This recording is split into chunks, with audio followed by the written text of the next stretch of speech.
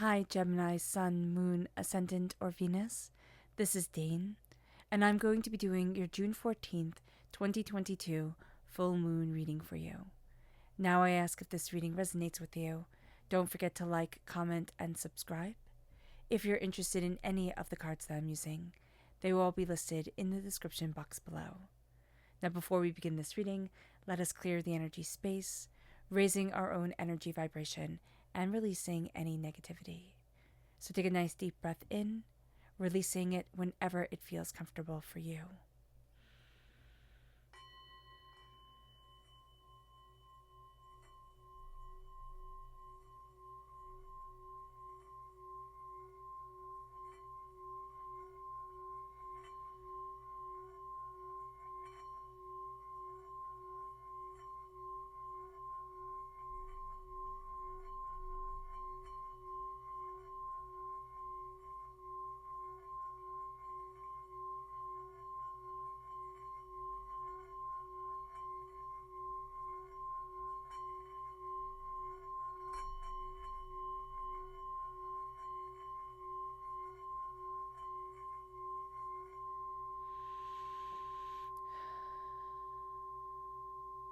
Releasing all negativity from the body like storm clouds, letting yourself feel calm, centered, and at peace as we enter into this safe and loving space.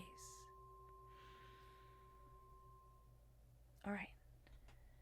So let's see here, Gemini. What is the energy that we have to be mindful of during this time? Angels and spirit guides, show me clearly. Guide this reading and show me clearly. Angels and spirit guides. We have the Queen of Pentacles. Okay. This can be being way too focused on money, all right? And really, there's a sense that something can be off in our energy vibration with the money that's coming into our lives. So being mindful about this, or we just can be so kind of worked up about money that we're forgetting that we are prosperous, that we are successful individuals. And all of a sudden, because we're worried about money, the universe is giving us more reason to be worried about money. There's also a sense here that we're trying to emulate people who are successful, right? Who are prosperous. And we're like, oh, okay, I can do that. And yet it doesn't work for us because we're not them and they're not us. So just be aware of it. We have to be true to ourselves during this time. And it's going to feel really hard to do that. It just is. I don't know why. Let's see what the chakra cards have to say, what our chakra energy is, angels and spirit guides. This is personal power. This is the solar plexus chakra. We are way stronger than we give ourselves credit for. And we have to take that personal strength and just let it shine within us. Even if we don't think we're strong, even if we are overwhelmed, there is just such a sense of there's strength and there's beauty and there's purpose and there's determination to you. Own it. Absolutely own it. It moves us to seeing what the moon has to say for this time. Angels and spirit guides, show me clearly. Guide this reading and show me clearly. Angels and spirit guides. Angels and spirit guides, show me clearly. Guide this reading and show me clearly.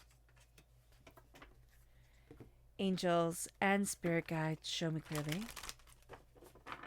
Guide this reading and show me clearly. Angels and spirit guides. Angels and spirit guides, show me clearly. Guide this reading and show me clearly. Angels and spirit guides. Angels and spirit guides, show me clearly. Okay.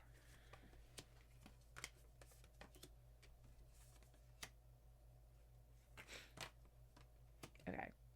I laugh that our strength right now is you are good enough because that's so brilliant. That's so what we need to know. All right. So where we are right now is that adjustments are required, right? We are at the point where we're looking at things and we are saying, okay, things are kind of messed up. They're not going the way I wanted them to go. Adjustments are required. I have to adjust the way that I am handling the situation.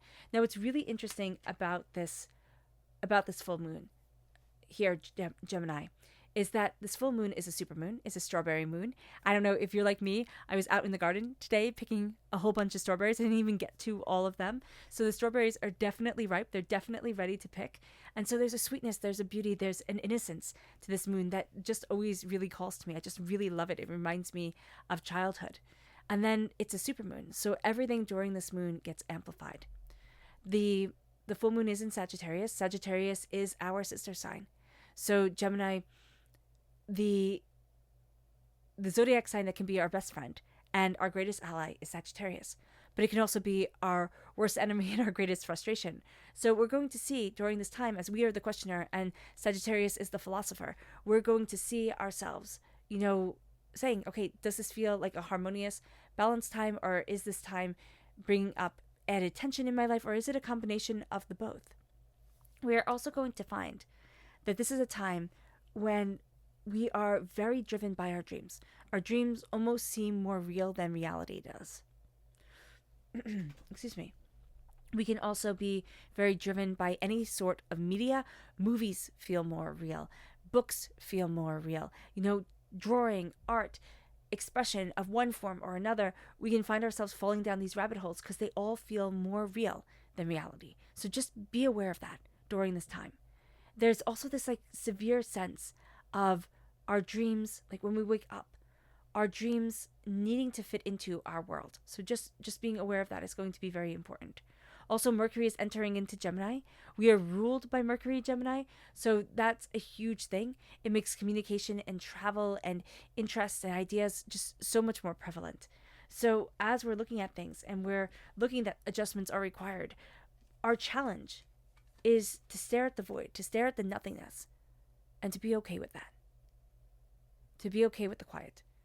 And to not let the worry, the doubt, the fear, the thinking, the endless communication of ourselves with ourselves to take over.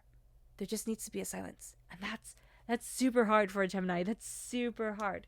It moves us to what we're focusing on. And it's a fiery climax is approaching. We're focusing on this fiery buildup of energy, which can manifest itself in anger or frustration or determination or just laser focus. We need to be aware of this, that a fiery climax is approaching. And that's what we're focusing on. We're knowing that something is building towards something more, but it's driving us crazy because we don't know what exactly that is. It brings us to our past, which is the path, which is we've been seeing, okay, well, how do I get there? How do I do this? Our past has all been about finding our path, which up until the time that you're watching this, we're starting to find now. The path was our past. Now, the journey, which can still be the path, but it's now it's staying on that path. That's our present. That's what we're all about. It's we found ourselves, and at times it can almost feel like the TV glitches, right? We lose ourselves. We're where the heck did that, it's buffering. Where the heck did the signal go? And there's this challenge that comes with it. And it brings us into our greatest strength, which is you are good enough. Look yourself dead in the eye as you are getting ready for bed at night. Look at yourself in the mirror and say, Gemini, you are good enough. Replace Gemini with your name, of course, but say you are good enough. So often we can't say that. Or we think the enough is condescending. I always thought of it like that.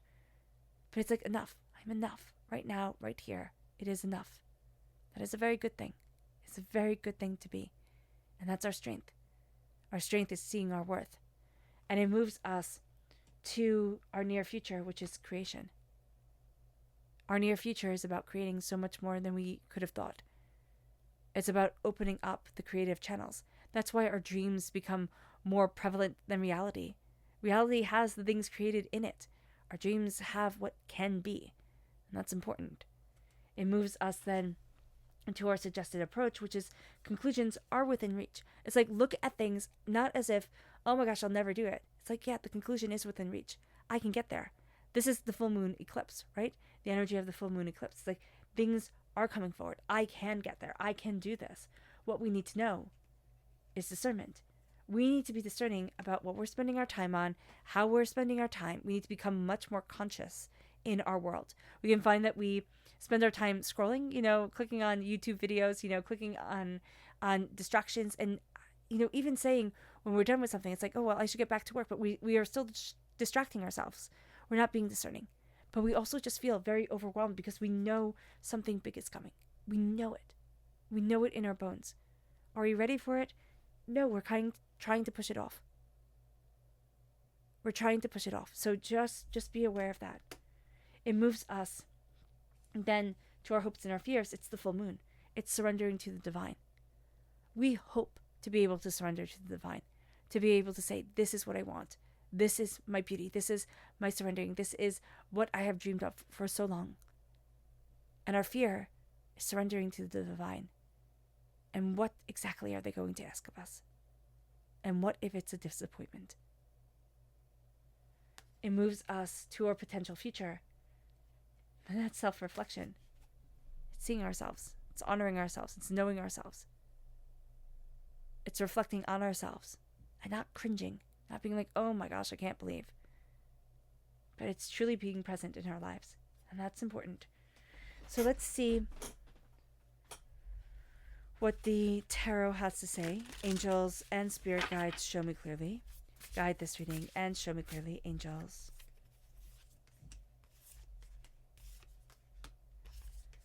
And spirit guides, angels and spirit guides, show me clearly.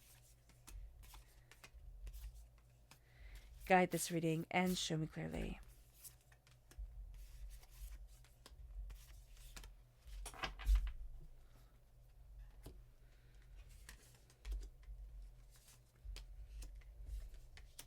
Yeah.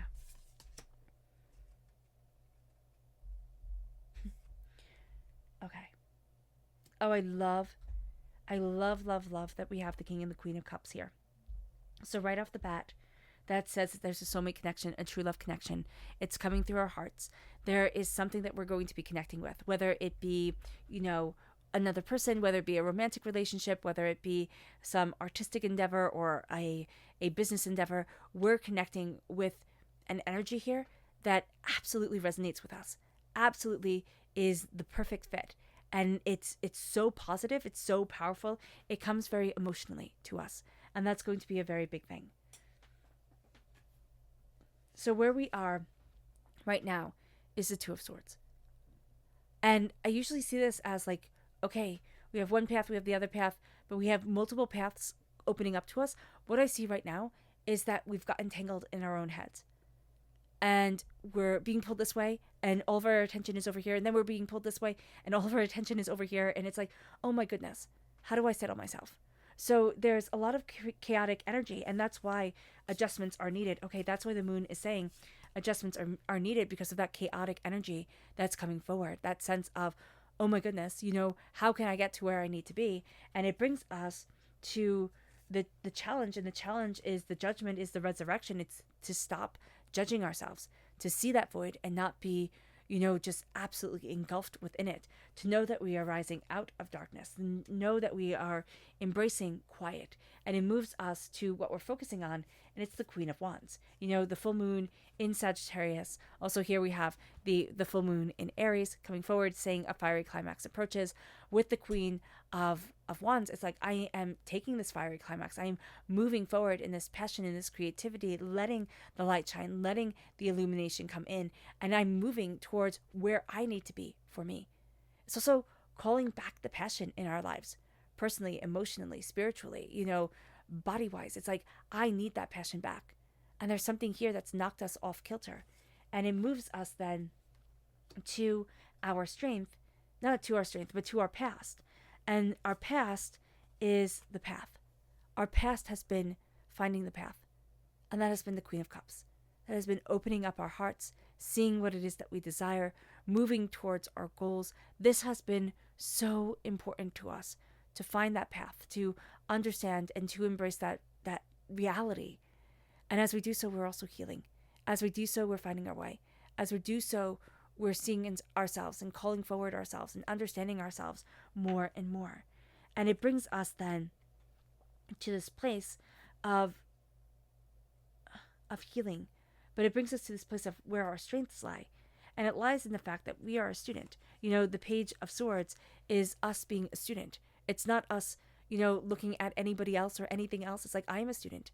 I am learning. This is important.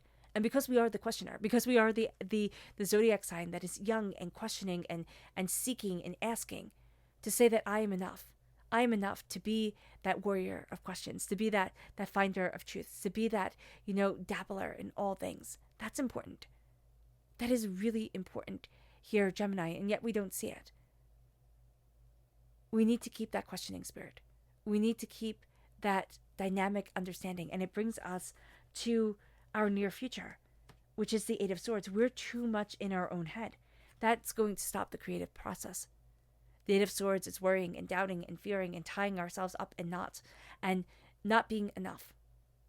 So just remember that if we get so much in our own heads that we psych ourselves out, like it just has to be perfect, right? It just all has to be done just so. And we can never misstep. The missteps are the beautiful things. The missteps are the things that we look back at and kind of laugh at and think, wow, wasn't that amazing that I kind of got through that period in my life? When we're going through it, it's not funny at all. Like, it's not even close to being funny. But there's an energy here of we're creating off of the jumbled, tangled mess. But the jumbled, tangled mess can tie us up so deeply into knots that we might feel like we could never create again. So just be mindful about this. We're too much in our own heads, and we have to be aware of that. Because the Eight of Swords can be where people end. They look perfectly put together and beautiful on the outside, and then on the inside, it's just a sea of self-doubt and self-recrimination and anger and fear. Also, that's funny. Also be very mindful, Gemini, if there's certain foods that trigger this. There's certain foods that can make you not feel well, that, trigger a more sensitive side to come out, like more doubt, more fear, more chaos to come forward. So just be aware of that. It moves us to the way that we need to approach things. So here we have conclusions are within reach. And that's the King of Cups. The King of Cups, the highest of the court cards, as the Queen of Cups is the second. Within the minor arcana, there is this realization of the conclusions are within reach. It's about me. It's not about everybody else. And at times we just need to quiet ourselves. There's a closeness with a water sign energy, a Pisces, a Scorpio, a Cancer, or just with people that our hearts really connect to, that we need to embrace, that we need to be moving forward with, that we need to gain the understanding of. And it brings us then to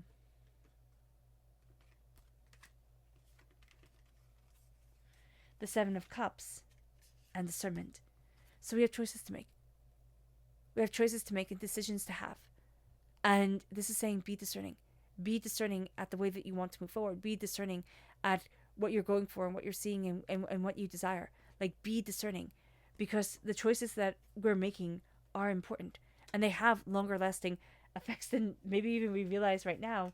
And then it brings us to our hopes and our fears, which is, the Ten of Wands.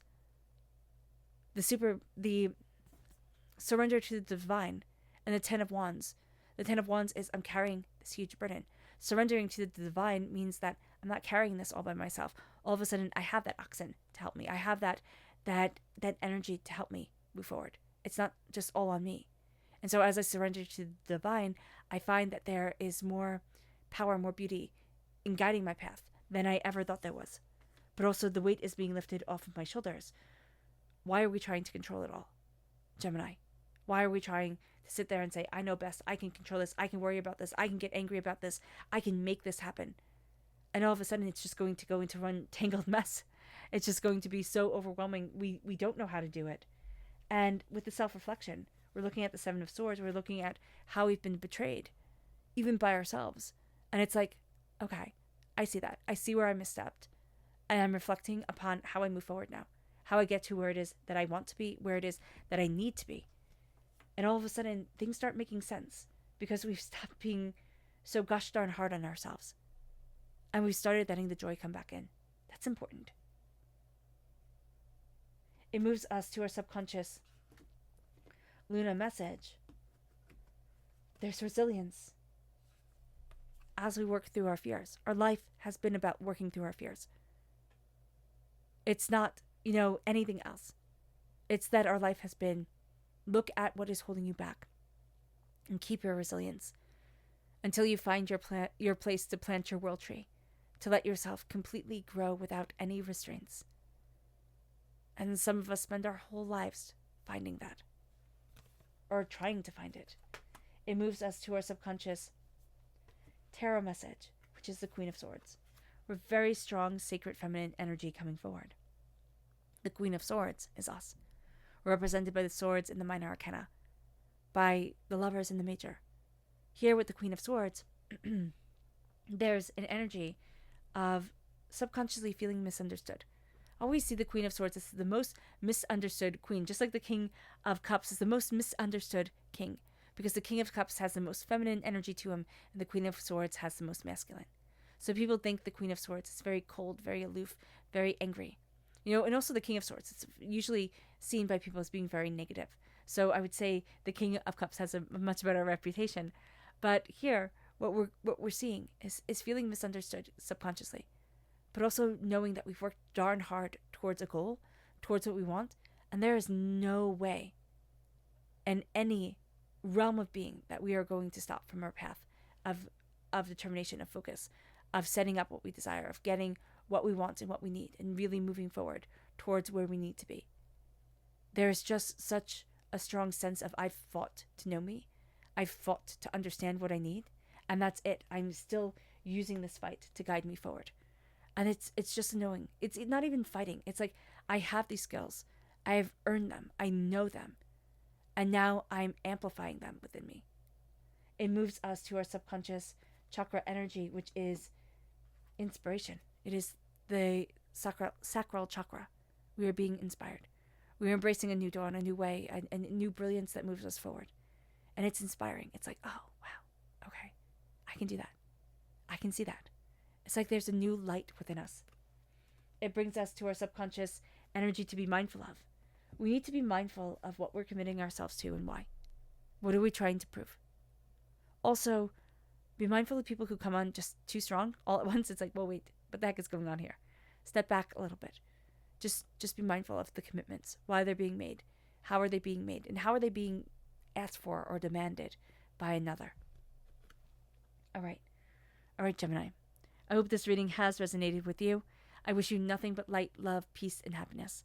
May harmony always be with you. I am sending loving, healing energy to each and every one of you. I love you all, and stay safe. Let's end this reading with a meditation, a clearing away of negative energy, a raising of our positive energy, as we embrace the power, intensity, and beauty of this moon and of ourselves. So take a nice deep breath in, exhaling whenever it feels comfortable for you.